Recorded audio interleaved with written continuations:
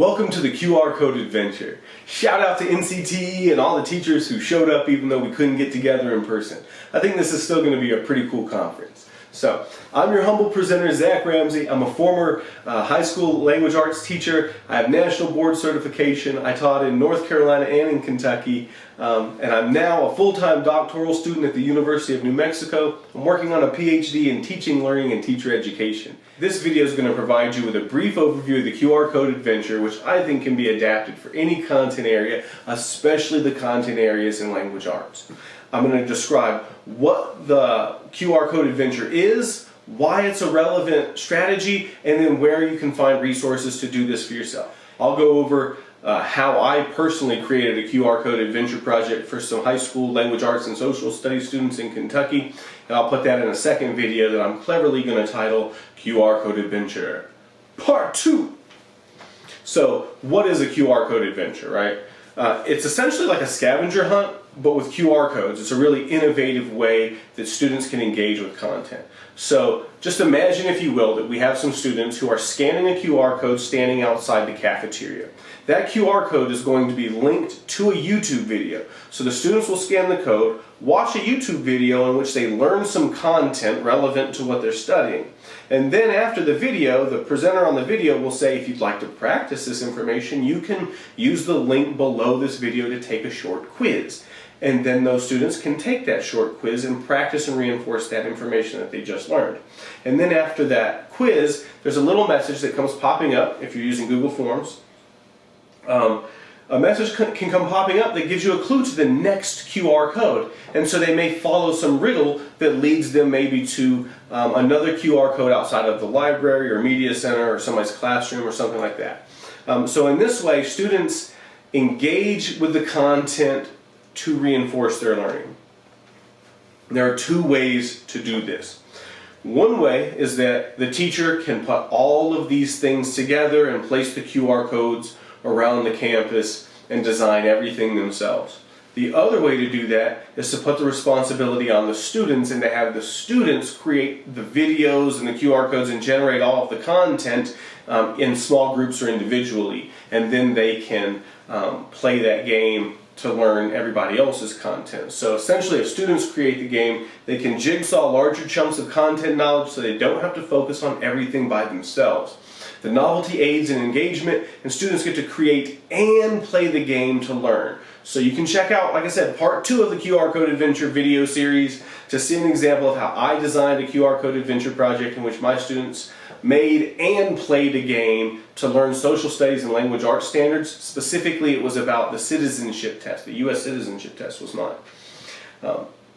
So why, though? Why would you go through all of this trouble, somebody might ask. And there are 4 reasons. Well, there's a bunch of reasons, but I want to single out 4 reasons. So, number 1, it fosters collaboration and inclusion. So the QR Code Adventure that I created was designed specifically to encourage 2 different groups of students to work together. One group was a class of students from a district-sponsored alternative high school program. So these were students who were at risk for dropping out or failing or drug use in some cases. They had emotional behavioral disorders in some cases. So I had one group of students that I was teaching language arts and social studies to, and the other group that I was interested in working with was a group of immigrant students from a district-sponsored class. It was an inclusive class for Spanish speakers. Who were immigrants, who had not been in the country for very long. And so I had these 2 groups of students who shared a hallway in a building, and they often were combative toward one another because of this language barrier. And I thought, I want a way for them to build some sort of community where they can get along in this building. And so the second thing that I like about the QR Code Adventure, though, is that it encourages critical thinking, creativity, and communication. The students have flexibility and freedom to present the information in a variety of video formats, so they could do it live like this, where you see their faces, or you could do a screencast, or you could use one of those websites or apps that does the animation for you. So they have several options for how they can present their information, and it helps them explore different methods for communicating with different audiences. The third thing I want to point out is that the QR Code Adventure integrates technology in meaningful ways because students are required to use and synthesize multiple digital tools, applications, and websites to learn, create, film, and present their work. And the fourth thing that I want to point out, the fourth why, is that this is a great way to teach content knowledge. Okay, it's at least a very innovative way to teach content knowledge. So I designed the QR code adventure to teach students the content needed to pass a U.S. citizenship test as a graduation requirement in the state of Kentucky. And this was a couple years ago that I did this. So, where can you find resources to do all this stuff yourself? So I've included 4 resources that are linked below this video. I think that these resources will help you kind of figure out how to do this on your own. These are some that I used when I first created mine. And the first resource is a blog post that provides an overview of a process and explains how to use the QR treasure hunt generator from classtools.net. And that's the second resource I've listed. So there is a QR treasure hunt generator. So there's already some tools available out there.